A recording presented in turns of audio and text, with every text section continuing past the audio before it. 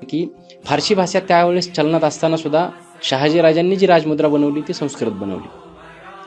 राज्य व्यवहारात आणि चलनात त्यावेळेस फारसी भाषाच असताना सगळीकडे छत्रपती शिवाजी महाराजांनी मराठी राजभाषा कोश राज्य व्यवहार कोश तयार करून घेतला.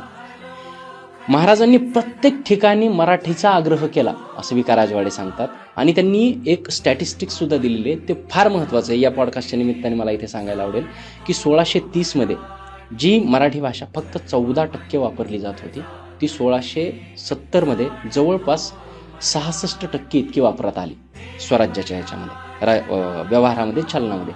1728 मध्ये ती 94% इतकी वापरात आली होती.